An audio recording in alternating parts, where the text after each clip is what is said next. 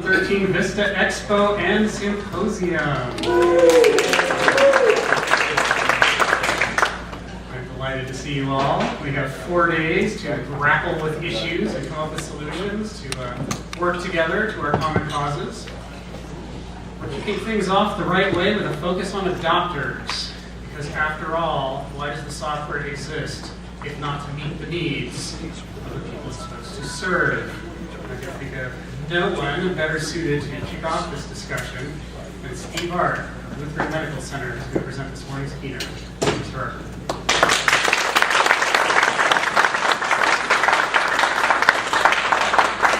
Thank you. You're all too kind. Let's get started. I'd like to know who's in the room today because putting together this presentation was actually kind of difficult because I didn't know who the audience was going to be. Is that mic work? If you're from the VA, we can't hear you. We can't hear you, sir. The microphone doesn't seem to be working well. It is does. this better? Yes. Okay. If you're from the VA, would you hold up your hand, or the Indian Health Service? Can you hold up your hand? One. That's good. So came from VA. So no, that's not the question. So the next question is: I use VISTA for patient care. Do you? No. One. Okay. It's two. One each. I'm from the press. Nobody? That's good. And I'm a vendor. That means I provide support for VISTA. I'm a VISTA consultant. So why do you guys care about my implementation? My way? No. So I'm going to probably fly through the implementation part of this thing and show you what I think you want to see. This is true. Do that next. First, let's tell you where we're at. My hospital's in Brooklyn, New York. Lutheran Medical Center is at the bottom of the map there with that little arrow. You see where the Statue of Liberty is and where Wall Street is. That gives you an idea of where we're located. But one of the things to look at the map, which I always find interesting, is that see the density of the housing that's in this place. This green spot right here is a cemetery that's several hundred years old, right? So that's why it's not a park, it's a cemetery. And that's the park in Brooklyn. Brooklyn is Kings County, Kings County is Brooklyn, and it is the 7th largest county by population in the country, behind Los Angeles, Cook County, Harris County, There's 2.5 million people live in Brooklyn, and there's 35,000 people per square mile in Brooklyn. So to give you an idea, that is the second most densely populated county in the United States. The most densely populated county in the United States is New York City, by the way, just so you know. So we're a little different than the rest of the world. Although we consider ourselves a community hospital, we're in a place that's completely different than most of the country. Brooklynites speak from a bunch of ethnic groups who speak a number of languages, but the interesting fact I found was that 46% do not speak English at home as their first language. That means that in our place we have classes on cultural diversity because it's really important to make sure we treat the patients properly, and we spend a lot of money on the translation services because we find that, or the doctors say, that if you can't talk to the patient, it's like being a veterinarian, right? So you have to be able to treat the patient. That average person takes 43 minutes to travel to work. It takes me 2 hours to get to work. I live 32 miles from the hospital, but it takes me 2 hours to get to work every day and home every night. There are 10,000 apartment buildings, and the fact I like was 3,700 pizza places. There's a lot of people. These are the hospitals in Brooklyn, and the bed sizes based on staff beds, not licensed beds. You see we're the 4th largest, but there's some really notable large ones above us. Some statistics about us: we're a 462-bed teaching hospital. We have a level 1 trauma center. We're a cardiac catheterization laboratory. We do hypothermia and bariatric surgeries to our specialties. And our statistics, if you're not from a hospital, this isn't important, but our statistics are we're a pretty active place. 600,000 outpatient visits a year, and pretty busy emergency room. Our payer mix is we're about 80% plus Medicaid and Medicare, which makes us a safety net hospital, which means that we do our fair share of uncompensated care, partly because of our population where we exist. In terms of implementation, now we'll switch to the focus here a little bit. When we started, people in our hospital especially were afraid to go to an EMR because of all the things that happened in the rest of the country. You see this one slide is 2003 in Cedars-Sinai had a problem. They pulled the EMR out right away. When I did this first search, the 35,300 search, I did a search on physician barriers to CPOE, and I did that search in 2009, and there were 35,000 articles written on it in Google. And this last week, I did it again, the same search, and I found 67,100. There's a lot of people who say this is impossible to do, or that it just can't be done, or it shouldn't be done, or whatever their arguments are. So how we got started? We started talking about CPOE when we realized that we needed one, and we talked about CPOE, not an AMR, by the way, first. And we talked about it and found that we were all talking about different things, that nobody really had an idea. At that point in time, this is back in, I don't know, I guess 2005, 2006, when we started talking about it, people were under the impression that if you scanned records into a database, that was you know, a medical record. Well, that wasn't a medical record in my head, that was their medical record. So the first thing we did is we got a bunch of vendors to come in and sort of educate us. And we came together with a common language about how to talk about what an EMR was, and what are the components of the EMR, what is an EMR, what isn't an EMR.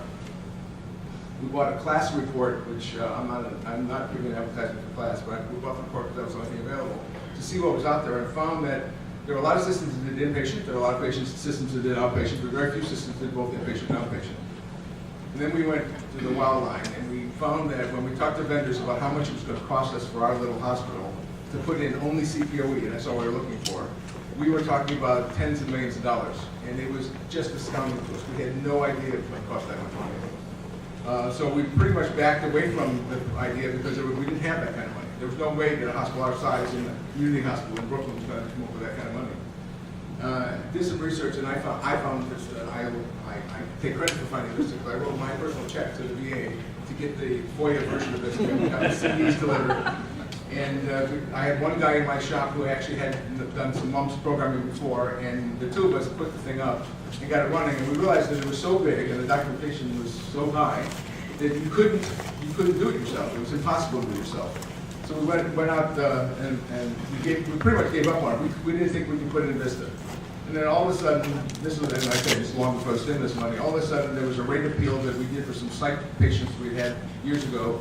We got a fund of money, and the boss, my boss, said, go buy this. Here's the money, go buy it. And we got brought in VISTA through MedSphere, our vendor.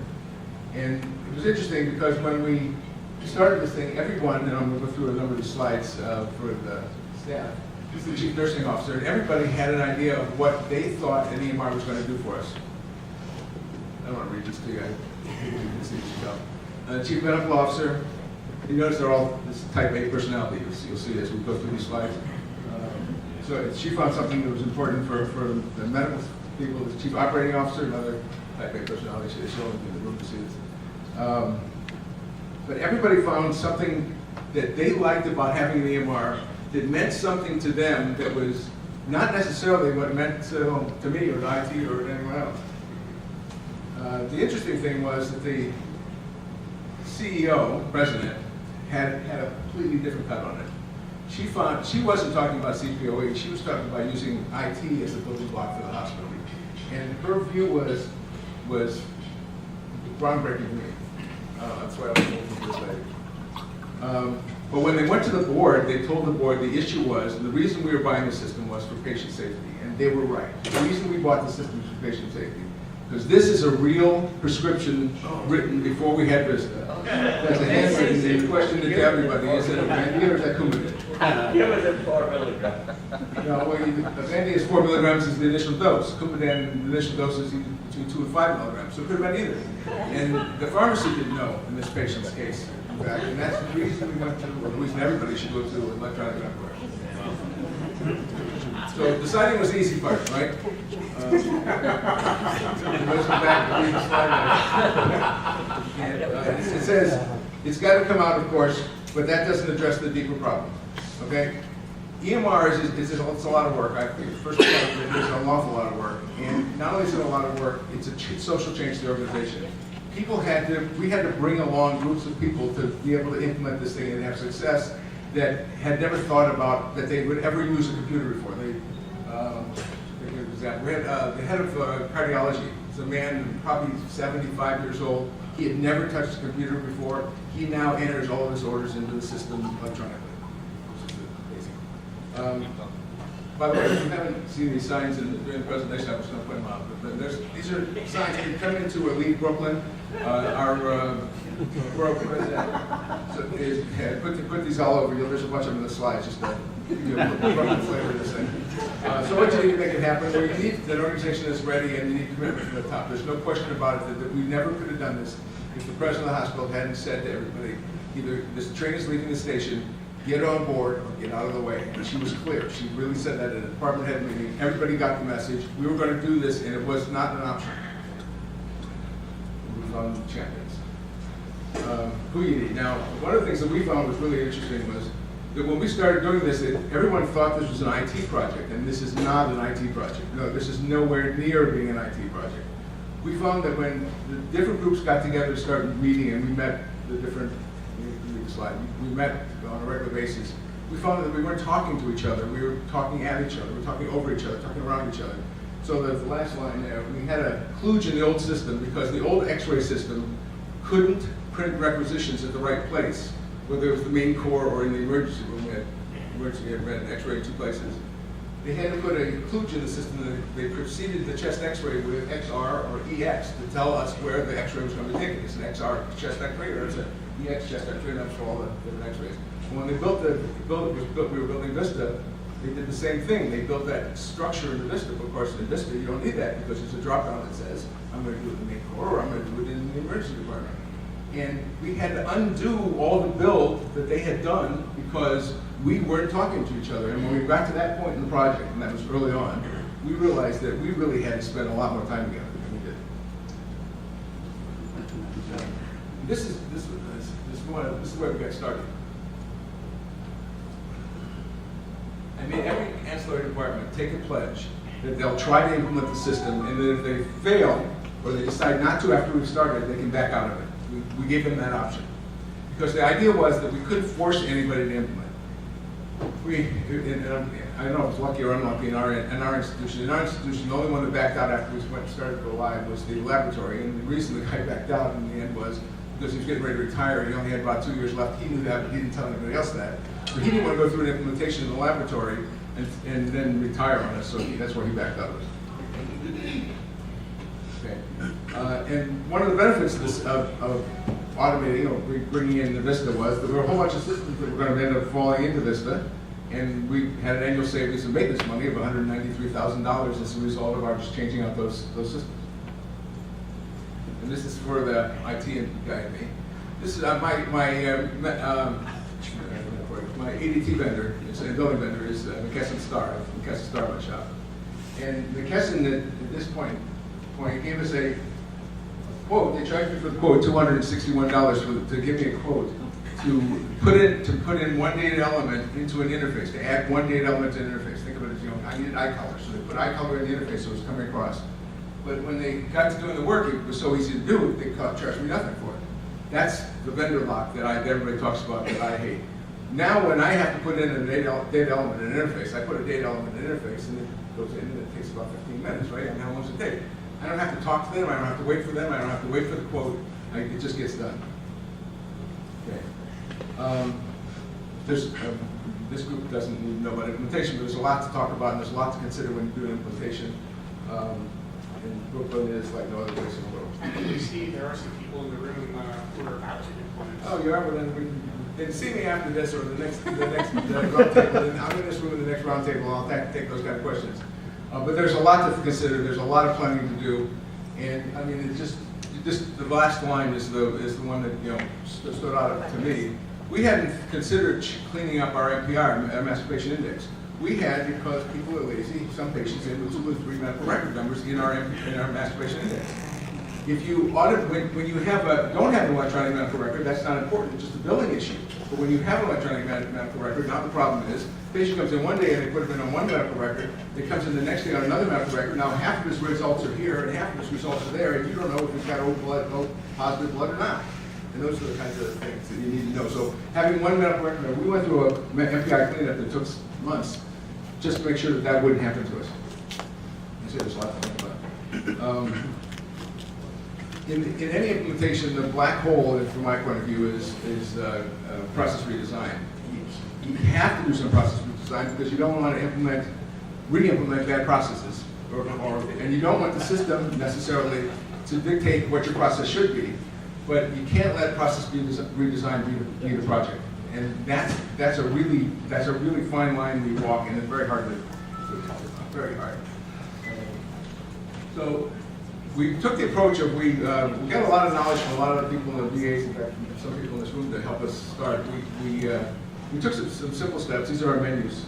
I understand this is from the Loma Linda VA invented this, and all of the menus in our system, no matter what, this one happens to be neurology, but no matter what, the order sets are on the left, the diet orders in the middle, the lab orders, the radiology orders. So no matter what order set, no matter what menu you go into, you know where to look for the data you're looking for. And one of the other things that we learned was that putting more on the screen was better because then they required fewer clicks. When we first started designing this thing, we'd say radiology, and then let's go off to another menu and look at radiology. They said, no, we want radiology on the main screen so that we don't have to go a second click down to find all the radiology tests. So, although it looks very busy, when you get used to using it, you know where your eye knows right where to go, and you don't have to think about it. So the more you put on the screen, the better you are. We did some simple changes down here. Instead of the scheduling component that the CPRS has in it, we put in a visit history so we can see who our frequent flyers were. And in this case, the second column patient type is our inpatient, ED, and wherever you are in the clinic, you'll see that on the screen. Those are the beginnings of how we started to modify the system, and they were amateurish, I guess, at the beginning. We have to thank Greg Rice for coming in for the first week. He gave us an overview on FileMan. We learned a lot from him. We learned a lot from the VAs around us. We're I don't know, probably 20 blocks from the Brooklyn VA, and they helped us a lot. In fact, I'll show you that in a minute. We were instructed to use templates, and we ended up learning about reminder dialogues, and we built everything in reminder dialogues. And I have to say, I have a couple experts on reminder dialogues to the extent that we were able to link out to websites. We can link out to Exit Care, which is discharge planning documents. We're able to do a lot with reminder dialogues. This is one that I like. We get the weight from the vitals package. We calculate dosing weight for a patient, for heparin orders. We calculate the dosing weight automatically, and then based on the dosing weight that we calculate, they pick which order to place. At the same time, it puts in the order for heparin. It also gives them the nursing orders and the lab orders automatically as an order set. Pretty neat use of reminder dialogues. So, for those of you that are thinking about implementing it, although we did this before the stimulus money was available, and I know the stimulus money in stage 1, stage 2, and all that stuff is forcing a lot of people to move faster than we did. We chose to go slow. That was absolutely by choice. We had the luxury of being able to go slow, and that we built the system with clinical staff, and we kept talking to them about how to make it better and better and better, and we kept letting the clinical staff test the system for us. That was key to it. I say this is not an IT project. We had to manage the project, but it was not an IT project. We had to bring them along. We had to make sure that nobody was left behind in this process, that they all got it. When we got to the point where we were ready to go, getting close to go live, the clinical staff was pushing us to push the buttons, go. We were holding back, and they were saying, you have to go now, we're ready now, we're ready. Well, we weren't ready. We didn't think they were ready, and I'll show you in a minute. We spent a lot of time on this, trying to figure out how to make sure they were live. We had on every floor, we had 2 people at every nursing station who knew the system, so that on the day of go live, nobody would not know how to put in an order, nobody would not know how to do something, and it worked. I don't know, it's a different slide, but in our go live, 48 hours after go live, we had 80% of all of our orders, lab, and pharmacy, going in the system by physicians. 80%, that's 48 hours later. After 2 weeks, we were at 98%. So we had 98% adoption on all orders within 2 weeks of go live. That's amazing.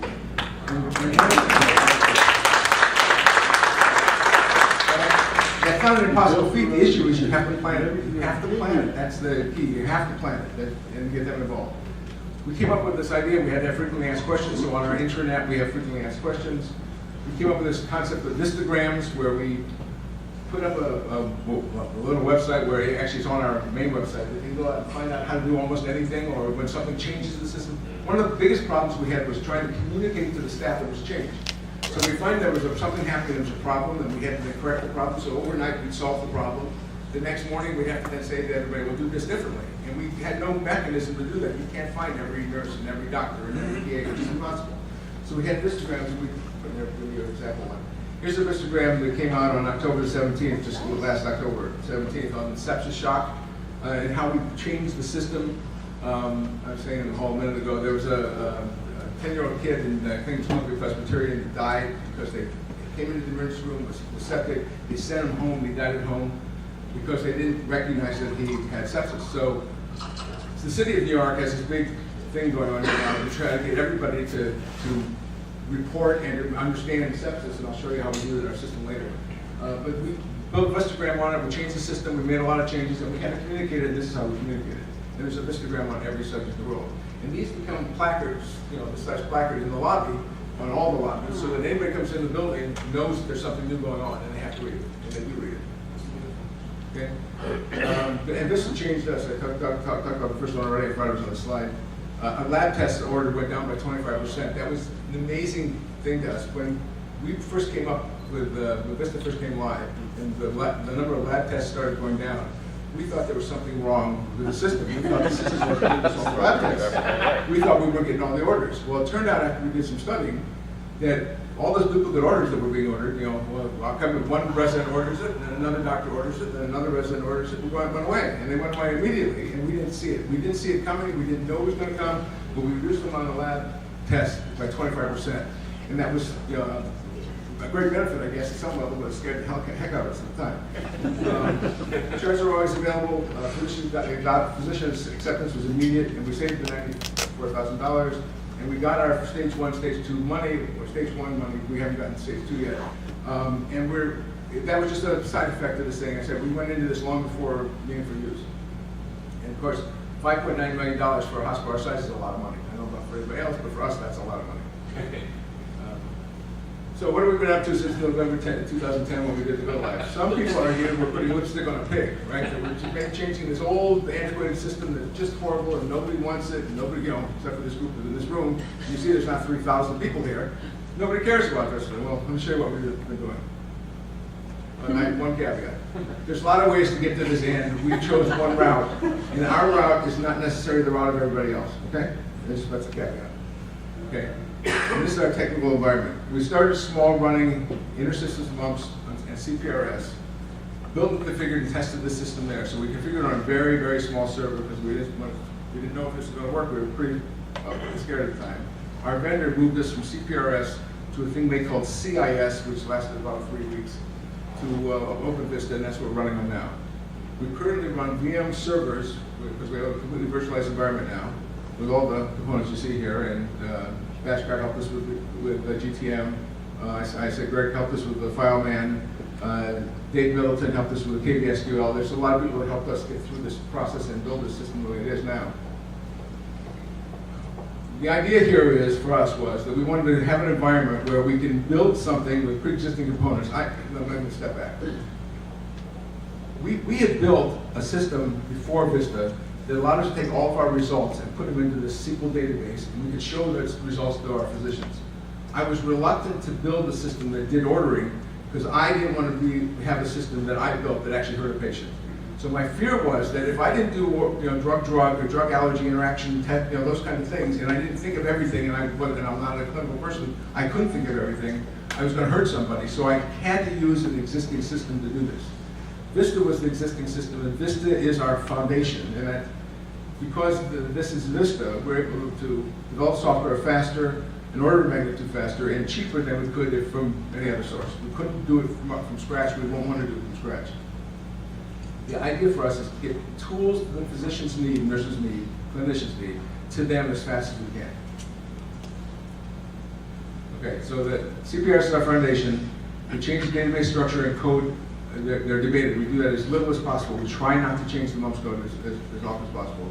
VISTA facilitates our VISTA, OpenVista, facilitates the adaptation of new tabs, which I'll show you. We have graphical components that we build, so we collect data graphically. We then put it into the MUMPS database, and it's stored there. When we need the data out, we go to the MUMPS database, get it out, and we redisplay it ourselves. So we're trying not to touch the MUMPS code as much as possible. I keep saying that as much as possible, but sometimes you have to. But we build around that. So what we've done is we've put data collected from multiple places in the TIU notes. You'll see that in a while. We insert scanned images into note titles.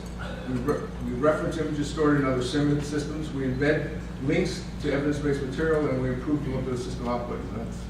But should be interesting. My staff is tenacious. When somebody, our vendor especially, says you can't do it, we do it. They figure out how to do it, and we get it done. And you can see the forget about it.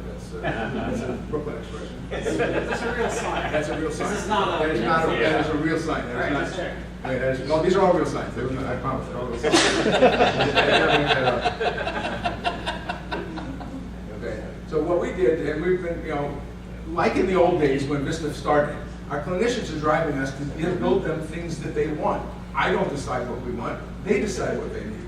So these things that we've come up with are constructs that people said, we have to have this, we have to have that. And of course, we'll see some in a minute.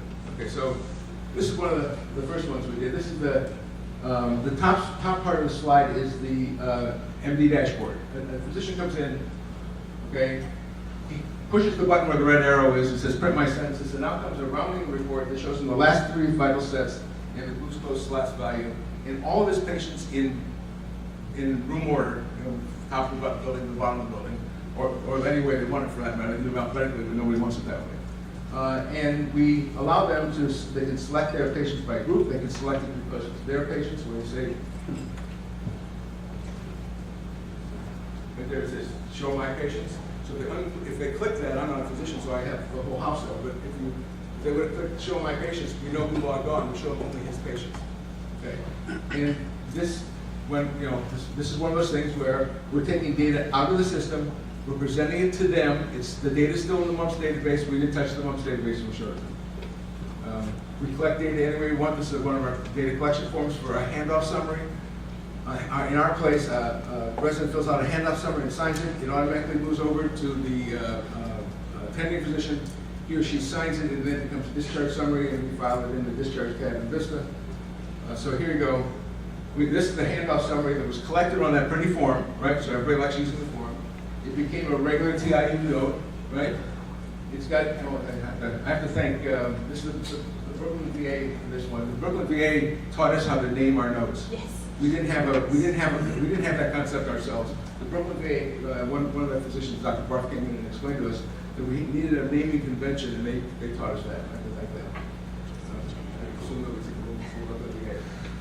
so in this case, we're in the notes tab. We have the residents handoff summary there, and you see also there's a whole bunch of images we have attached to it. So top one's the op report came in as an image, the perioperative nursing report came in as an image, the case management has an image there, the scanned documents from ED. When we file the discharge summary, we file it as a graphic that goes in as an image, right? So that when we want to print it out for the next person, it comes out looking really pretty. Because you don't want to hand them stuff that comes out looking like Courier 10, right? And that's one of the things everybody hates, that Courier 10 stuff with no bold and no underlining, right? We get it, we can do a color print of that thing and it comes out looking really nice. We've figured out how to put a barcode on a document. This happens to be a trauma flow sheet. This is a hand fill out sheet. They put a barcode on it. We put it in a scanner. The scanner knows that barcode is a trauma flow sheet and it's for that patient, and we file it in the record in the right place. It's a note. And you see it on the left-hand side, it shows where the note is. It's highlighted there. Okay, so we've done some, also, we're in the process of starting ad hoc reporting. We have 2 kinds of ad hoc reports right now, which I expect will ultimately get merged together. One of them is for diagnosis procedures and medication, and the other one's for pharmacy. We've been asked for different people to do these. So this is the reporting for diagnosis procedures and medications. You will find when you fill in the blank, in this case, we're looking for 401.405 malignant hypertension, and it found all the patients for that date range in the hospital. Okay, looks for diagnosis, looks for medications. This one is for medications. Logic finds patients taking one drug from group A and one drug from group B. It's got that kind of logic built into it. It's the same thing. We just go to the database, we pull up the data, we present it in a way that is friendly to the users. This is a new thing we just finished up. This is our med reconciliation screen. We've had, I assume everybody's had a terrible time figuring out how to get the doctors to do med reconciliation. So what we've done is when it's time to discharge the patient, before the patient discharged, we take all the home meds and all the home meds and all the active inpatient meds, and we put them in a column on the left-hand side. And this is like a bag app board. You grab it with your mouse, you drag it to one of the other columns, stop the med, continue the med, change the dose, or refill the prescription. We drag it to the right column. When everything is dragged out of the first column, they can push the button that says review and sign. And their meds have been reconciled. And there's a note in the chart that says the meds are reconciled. We also allow them to add a new med, so they want to give the patient something he's not taking now, you can add a new med. We do drug interactions. We use the VISTA, calls to VISTA to get that out. So we're using VISTA to do this for us. And all we built was a screen that takes the stuff off the orders tab, off the meds tab, displays it here, and then when they say go, we write the orders back into the system in the right place. So if you looked at the regular meds tab, orders tab would be just like it was if the screen wasn't there. Make sense? Before you go on, Yeah. I gotta applaud you. That is a beautiful.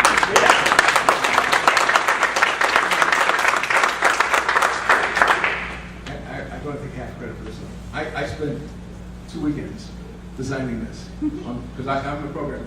I have a degree in computer science. I haven't written programs for 100 years, but I consider myself a programmer. So I went home and I understood how this worked. I got the doctors to explain it to me. I understood how it worked. I wrote the spec and I said, okay, if it's in this, this med, if it's active, it's inactive, it's pending. This is what you do in all the different cases. And I wrote it all up and I brought it into this place.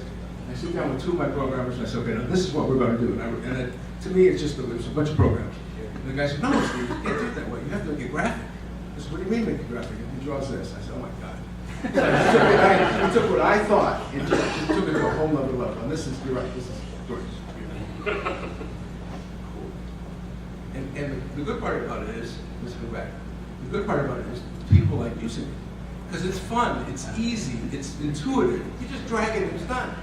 You drag it, you push a button and sign it. And we sign it for you. You don't have to put it in the signature. We know who you are, we'll sign it for you. We had a problem with the VA doesn't have this problem. We had this problem with people with younger than 19 years old, kids. What do you do with kids? So the pharmacy was having an incredibly difficult time because the system is not sensitive to kids. So anytime there's a kid in the hospital that's under 19 years old, we put something across the medication orders that says, hey, this is a 19-year-old kid or less. Make sure you treat them like a kid. How hard is that? It was really easy, right? And it's done in the graphical part of the system, but it was really easy to do. This is back to the MD. I talked about it a little bit earlier. This is the full view of it. So the middle arrow, you can say, give me only my patients. This happens to be all the patients. You can select by group. You can also assign your patients. If you're on vacation, you can assign your patients to another doctor or another group. You can take a patient and add them to your list. There's no thing up there that lets you add a patient to your list. So now you've got a consult and you want to say, okay, I'm going to follow that patient. So now Mrs. Smith is now your patient. That's all on the dashboard. Remember, this is all data that sits in the database. This isn't anything we're doing differently. We're just presenting it. Okay? So we're a level 1 trauma center, I said. We needed a way to locate our patients. And in our place, we could have like 100 patients in the ED at one time. The highest number we saw in the day was 247 patients in one day. So it's a good idea. It's a pretty active place. And there are times when we don't put the patients in their stalls. We instead of parallel parking them, we nose in. We get two in a room. Right? It's kind of interesting. So they need just a way to be able to see the patients at a glance. And our inspiration was the bingo board. Everybody know what the bingo board is? Yes? Okay. So we wanted the bingo board in the worst way. We heard about the bingo board. We saw it once at the Brooklyn VA. We wanted it in the worst way. We couldn't, for some reason, there was no way we could figure out how to get the bingo board. Even though we had the FOIA version of VISTA, we couldn't get the bingo board. It was something else. I don't know what it was, but it was something else. I couldn't get it. So this is what we did. We built our own bingo board. And this is the same concept. This is the board from the emergency department. Let me get my pen up here again. This little house says that his home meds, he still has one active home med, at least one active home med. That means his meds haven't been reconciled yet. Okay? This little check mark means that they need a cosign. We have a PA doing triage. The PA's work has to be cosigned by an MD. That one has not been cosigned yet. We know that, and we tell them that. We know all the patients' names. This little symbol here is the symbol we use for our hospital logo. And when you mouse over it, it tells you who their primary medical doctor is. So if we don't know who their primary medical doctor is, we don't have a little guy there, right? A little looking guy. They want to know the sex and the age. It's either years or months, because there's some people that are less than years. We want to know what room they're in. We want to know who their nurse is, who their MD is. And these are all the tests we do for them. So look at the first one's meds, labs, urology. The three colors mean, I'll show you that on the next slide. Wait for the next slide for that. This position of the room and who their attending is. From this thing, we know that in this case, this day, there are 173 patients in the emergency department. And these are the areas of the emergency department they were in. You can go to the regular notes tab, works tab, right? You can go wherever you want in VISTA from this place. We allow you to assign an MD, assign an RN, assign an exam room, chief complaint, and all those things are noted as notes, as things change on the dashboard, like people have making entries. So you assign yourself the doctor to the patient.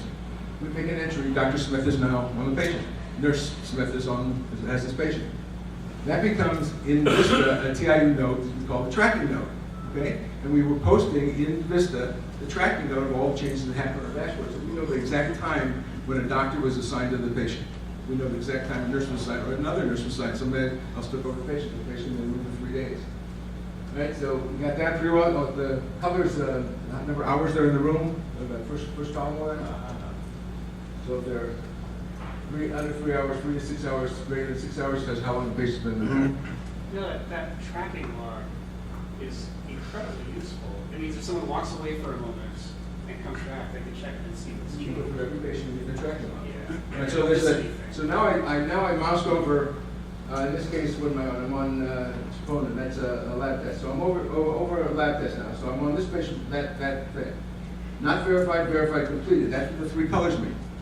So we know what orders are completed, what orders are not completed, what's not been verified. We know the status of the order just by going there, just by going to that, mousing over that thing. And we can do that for every one of the buttons. So we tell the nurses, we find the nurses and doctors spend a lot of time in the dashboard because it tells them all that they want to know about the patient that's in the emergency department. And when you're in an emergency department that's moving as fast as ours is, you need that. And we document everything. This is just to show you we document everything. We document everything. One of the things we found is communications in this process is the biggest problem we had. If you don't communicate it, nobody ever knows it. You find that people still do their bad habits because they've never been told the good habits. So documentation is key. I can't say that enough. Okay, so no good deed goes unpunished. You know, that was some good stuff I showed you, right? There's this thing now we have called VISTA. VISTA is VISTA for the ER. Now, this is how it started off. Here, no, I don't want to change you, Daryl, but sure would be nice if you were completely different. Okay? The emergency department, we did a lot of work for them. I mean, obviously it's a big part of us and not a big part of the VA system that we inherited. So we had to find a way to change that. What VISTA became was, they got tired writing a note and being halfway through a note and then losing the template because they wanted to see another patient. So they get halfway through the long note, the history or physical or something, get halfway through it, and then they couldn't. They had to start all over. They didn't know what to do. We had a lot of notes that were left half done, or the notes that were started over. It was crazy. So we had to find a way to let them not close out the note, to keep the note open the whole time the patient's in there, and that's what this became. Okay. And this is also the same concept. We did everything outside of the system. When we're done, we put it back in the system. Okay. You notice there's a dance here, right? Okay. So first thing is, when a patient comes into the emergency room, we have to give them an easy way to do med reconciliation. We take all the meds the patient went home with the last time. We move it up into the sheet here, and we say, okay, these are what we know you went home with last time. And are you still taking it? Are you not taking it? Or is the nurse unsure? At least the nurses now, and then they can add more other new meds down there. So now the nurse knows that you're on a statin, and knows you're on a beta blocker. You knows all those things. And we found that the compliance with this was much better because we made it easier for them, other than going into the meds tab and doing that hard stuff that they had to do, and all the meds and being confused of what was pending and what wasn't pending. This took care of that. Okay. So then we had to do triage. Now triage, I mean, I hope I'm not, if I'm lecturing to you, it's time to make me stop because I don't want to lecture to you. There's a lot in an ED that happens. There's a lot in an ED system that I've learned all the time. In just triaging a patient, there's a whole lot of steps to that. And there's a whole lot of things that we have to build into the system. And one of the things we found was that as we built the VISTA record, which is all those things across the top, we've ended up putting little green check marks when you're done with something. So the triage is done, check, it's done. You don't have to go back and do it again, it's done. History is done, check, it's done. Physical is done, check, it's done. When you have all the appropriate check marks, you can now discharge the patient. If you don't have all the appropriate check marks, you better go back and put the diet in the nursing note, because if you don't have diet, we won't let you discharge the patient. And those are the kinds of things that we're looking for. So we're making sure that they're doing core measures kinds of things, and that they're compliant with billing kinds of things, and that we get a good record out of them. Okay, this is my sepsis slide. For those who are uninitiated, this is the criteria for sepsis that we use. And over here you see the temperature, heart rate, blood pressure. I filled in 3 of them and I put them high, so that this little thing turned green. And on the dashboard, on the ED dashboard, the patient's name turned red at the same time. So now we know, at a glance, when they're on the dashboard, they say, oh, that's a septic patient. And when you fill this out, nobody has to think. They know that this patient is a candidate, and we have to treat that patient differently. So these are this is triage section. This is when the note is done, we make it. We can always preview a note while we're working on it, right? You can't. So I'm going to take you through all the systems to give you an idea. So we did triage. Now we're in a history note, and we came up with this construct that we have these little buttons, and the buttons have meanings to them behind the scenes in the database, in our database. If you push on it, the first time it says no, the second time it says yes, and the third time it says I'll show you. Let me show you. Here. One click indicates the pertinent negative finding or bad thing, and it turns red. So it says fever, eye pain, right? If you have a green, 2 clicks indicates negative findings or good things, generates no fever, no eye pain, right? 3 clicks removes everything, and at the end you can have all other systems are normal. So we built that construct into, let's go back, into this, so that these, you're literally writing a review of systems just by pushing the buttons, right? And because they turn green and red, it's an easy visual for the physician to go, boop, boop, boop, boop, red, red, green, green, green, and he's done, okay? Okay, this is another construct. This happens to be in the physical now. We have, it's a similar thing, only in this case, we wanted to, you push a button, plus or minus, and it gives you text. Now this text is fully editable until you save it. So that was only to allow you, to give you, it's like a macro, to give you the words. But you could say eye pain, and then you can put in the box, no eye pain. Because what gets filed is not what you push the button on, but what's in this box. Okay, it's just another construct, made it easier for them. And they can add other things in here. After you use the buttons to populate the box, you can add and change. I added that stuff to the thing, so that wasn't part of the buttons. Nursing notes, so a whole bunch of sections to the nursing note. Nurses had to be able to go in and out, in and out, in and out. You give an IV, you walk away for 4 hours, come back with another IV, so they had to be able to reuse and reuse and reuse. Remember, this stuff has not been signed, it's all open, and everybody's in the same patient records over and over again, right? So, so here's a nursing, I opened up the physical nursing note, which looks similar to the other stuff. Here's the documentation on it, which tells them what buttons are pushed and what it looks like. Here's an IV access, gauge of the IV, and all those things that the clinicians told us to do. Remember, I'm an IT guy, I don't know anything about this. They had to tell me what this was, so we built it off of what they wanted, and it took a long time to sit and ferret all this out. We really did. So here's the nursing note now, signed by test RNs installed on no HIPAA data. All right, so this is another construct that we put into the system, which I think is pretty cool. It's called a button note. Okay, so you don't know what the note is you want to write. You want to write a note, so you go in there and you start writing a note. So you write down the bottom section here, you write something. In this case, I wrote, this is a button note, Mary had a little lamb, and I hit progress, and I named the note. Then I write, the Swiss is white as snow, and I hit progress, and that's another note, and date and time. And it tells you who did it, I did. And then, and everywhere that Mary went, the lamb was sure to go. It's another note, progress note. So then I said, well, I want to have a handoff note. You followed her to school one day. It's a handoff note. So you can name these, and of course these things can be named anything. You can name peak flow, finger stick, pregnancy, cosine, EKG, it could be anything. And it goes in the chart in chronological order by section, and it's in the chart, and it makes sense because it's easy to do, it's easy to follow, and you don't go into a note, sign it, go out of a note, into a note, signing out of a note. You just one good note. It's more dynamic. Dynamic, right? That's really cool. And this is what it looks like when it gets to TIU, right? So here's Well, that was the issue you talked about earlier, workflow. I mean, workflow. that's It's about all the workflow. actions. Absolutely, it's all workflow. Right. Okay, so at the end, we have a disposition, we have the admission, discharge, transfer, left off being seen, left without consent. We also have view EKGs, so we have a database of all the EKGs, there's images. You click that button, you get this. We can see all the EKGs were done to this patient, so you want to see, last EKG, it's the current EKG workflow. You needed to know what your last EKG looked like, especially if I was in the room.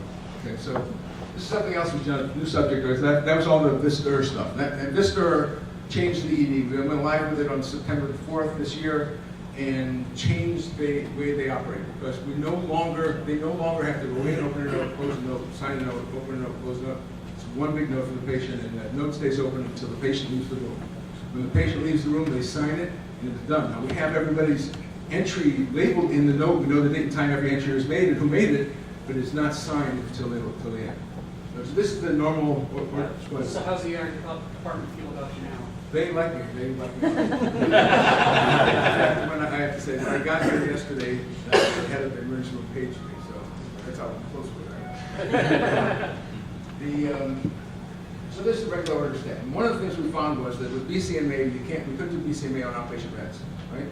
So we couldn't do BCMA in the emergency department. That was a problem. Because then how do we document that we gave a med to a patient? Now in the emergency room, unlike in the floors, all the meds are unit dose. You give a med, you walk away, they need another med, you come back and give them another med. You don't write the med, you don't take 3 times, so the next 60 days. Okay. So this is the normal order tab. So we just changed the color of the background and we wrote our own orders tab. And what we did, actually. There's your toggle view. You can toggle between the standard view and the ED view. And in the ED view, we give them a place to say that I executed the order and what date and time I executed it. So we allow the nurse to say I executed the order. This is it was like Martin. We executed the order. Or comments why they couldn't execute it. The patient was comatose, right? Whatever, right? If your patient refused. So this becomes the screen where everybody, both in the ED and up on the floors, knows that the med was given to the patient. And of course, when you go back to the green screen, the normal orders tab, standard orders tab, it's all because we put the data in the right place. It's as if you gave it almost with BCMA because the detail screen of all the orders shows you the administration. We're showing you administration at the same time. New subject. And we got to the thing we call the I can't say we call the great chart. I can't tell you how many times people said to me, the output of the system looks terrible. We can't use this, the output of the system looks terrible. It looks terrible. I mean, have you heard that before? Yeah. The output of the system looks terrible. So what we had to do is we had to come up with a way to make the output of the system look better. And one of the things that we found ourselves producing a lot were copies of the charts. We had to make copies of the charts. Either legal or correspondence or another reason to make copies of charts. We also found that people don't need the whole chart. They need sections of the chart. Problem was the medications, the radiology, the vitals, all sections, whatever. They need that. And they need it for a specific visit. So we allow them to select the patient. We give them on the right-hand side all the visits the patient was in the hospital for. We said, okay, which chart do you want to pick? And they pick the visit. In this case, there's one patient and that's one visit. And then we print out something that doesn't look so bad. Okay, in this case, this is these are orders, lab orders, and nursing orders. Okay. This is unit dose medications. And it looks like this. I mean, you recognize the data, right? The data is not foreign to anybody, right? This is just formatted differently. Looks a little better, right? Yes? Okay. Here's lab results. Formatted a little differently. It's the same stuff that's in the system. It's nothing. I didn't do anything to the data. The data is the data in the system. CPRS gave me this data. Okay, so this is how we do it for those months. A couple months programmers in the room? Wonderful. This is a quick, I'm almost at the end here. All right, so we make an array with all the data, and in this case, you got a mid date, right? Then we take it and we embed HTML in the thing, in another place, right? So for those of you that are not HTML experts, TD is table definition and TR is table row, and strong links make it bold. Okay, that's real simple stuff, right? So we make a little table out of the data, And then we take it and we say, okay, create the HTML file. Then we say create a PDF. And this is what we get for a header on every page of the chart. Damn. And that was so simple, right? Yeah. It didn't take rocket science. We're using month programs to do it, right? We're going right into the month database. We didn't change a thing except we made it look prettier. And this was on the top of the page of all those other pages I showed you a minute ago. You didn't do a $15 million RFP to a contractor from the Beltway to spend 8 years developing. No, and we developed all this since 2010, November 2010. Okay, so IT as a percent of revenue in my hospital in 2012 was 1.36%. That's a pretty low percent considering industry standards. The more we do, the more they ask us to do. It's obvious, right? They keep asking, and I can't tell you that. Cisco Live, that's wrong. It's November. I keep saying I went out for a back surgery in September, and I came back in November, and I keep thinking that we went live in September, so that's what I meant. My back surgery. We have 3-month programmers, and we added to the staff. Everybody else was in the staff. We added 3 and 3, so we added 6 people to the staff, and they just told me this 2 weeks ago that I'll go find 4 more people because they want me to do more faster. Okay.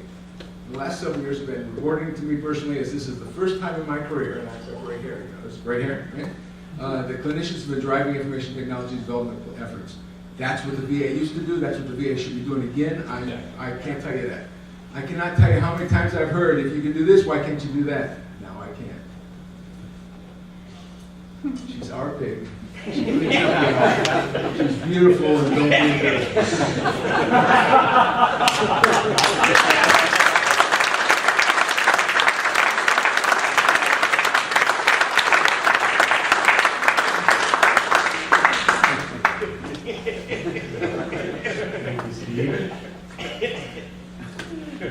So I think you can all see why he had to be our leader on Keynote.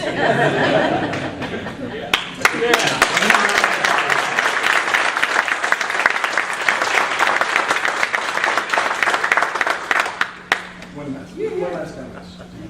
When I got to Luther Medical Center, I was lucky enough to interview with a guy I replaced. He had some health problems and he was moving on, and they took a long time to hire me, but I got to meet the guy. The first thing he said to me was, "Your staff sucks. His staff sucks. It's terrible. Staff is terrible. Do something." So I brought in a couple good people with me for my last job. I've been the CIO at another place for 10 years. I brought in a couple good people. And when we got there, we found out that there were the 2 most hated departments in the place were HR, well, all the right reasons, right? And IT. And I said, why IT? IT, we're nice people. Why would anybody hate us?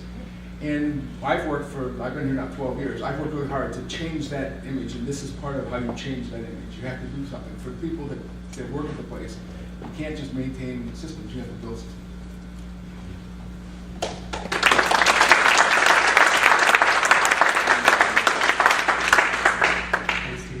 Let's, we have a half-hour break now. I have a question. You have a question? Yes. Come on. These are some great innovations. Are any of them available as open source, like VISTA or That's a great question. Isn't that a good I question? love that Here, question. come up front. Who want this? Yes, please. I'm happy to give away everything I own, but I have no mechanism to do it. Because Osara won't take my code without me jumping through hoops. Is Osara here? Hi, Osara. I feel like I have to jump through hoops to put anything in the code structure and give you test materials, and it's too much work. I won't do it. I can't do it. I don't have enough staff to do what you're asking me to do to contribute back to this group. But I'm happy to do it. I'm happy to contribute back. So I have no mechanism to give it back to you. What I advocate is, look, when systems like this when open source systems are successful, it's because the user community cooperates with the user community, right? Some smart man in the back of the room told me that last night. What about World Vista? Do you Yeah, how about check World that Vista? in? I mean, that's much easier to push data. Well, somebody has to explain to me. I'm a newbie to the Vista world. Somebody has to explain to me the best way to do this, but I have no issue. I would love to see my software get back into the VA. I'm a veteran. I'd love to see my software get back into the VA. I didn't spend a lot of time there doing economics and all. We in World Vista would like to see some of the code get back in.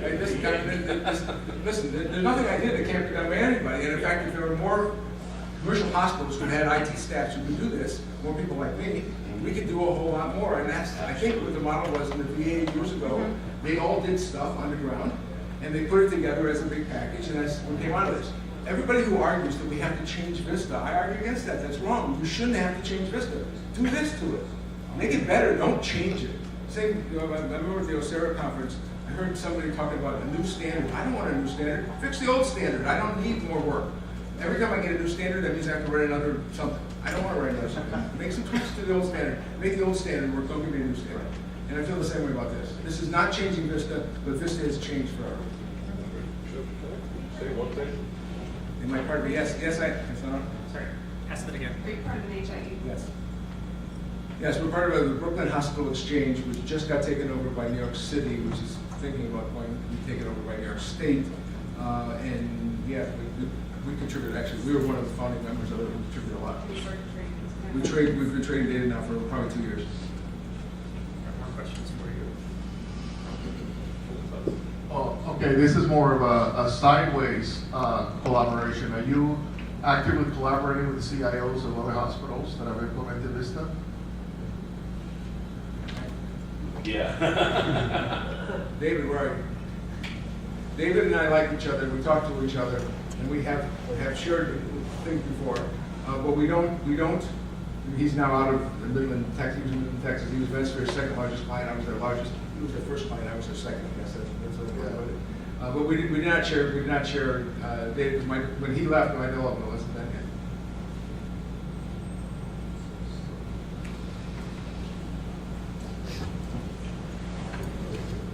So this is a comment from the OSERA front, is that OSERA requires tests for certification, not for code contribution. So you're more than welcome to submit to the OSERA Technical Journal. That does not require tests. So it's just as open. That will never get my code into the mainstream, I'm sorry. Okay. I just don't believe it will. You gotta make it easy to contribute, and you gotta make it easy to get the code out, otherwise nobody's gonna take it. And the fact that the code's sitting there doesn't mean it works. So a modest proposal. If someone else were to volunteer to help you do all the work and jump through the hoops for you to get certified through Sarah, how would you feel about that? Don't talk to me. Yeah, I'll just comment quickly on it since I was at VA to set up OSERA and I'm not at VA anymore, but I'm on the board of OSERA still. Chris is exactly right. There's lots of functions that OSERA can provide. The one thing it's not supposed to do is get in the way of you guys being useful and sharing stuff. So if you can just put the code out there, that's literally all you can support right now. Just get it out there so that people can look at it. Then all OSERA is a mechanism to do the kind of things that Rick has mentioned. Hey, maybe somebody else can pick this up and write some test cases that the next guy would need to see run before they would adopt it. To get back into the mainstream into VA is a very high hurdle, not anything to do with OSERA or any of us here. It has to do with VA. I know that. So that's a secondary issue. Right, but you could end up preventing other folks from benefiting, which might come back and benefit you if we say, well, I won't do anything unless I we think that's what we have to do. Greg? Actually, I know Greg's question will be fascinating. However, I do need to give you guys a half-hour break. So let's be back in this room at 10:30. Clint Wolf will be presenting a roundtable discussion that will include Steve, and we'll have actual questions and answers dialogue, really get into the meat of what Steve's presenting. Thank you, everyone.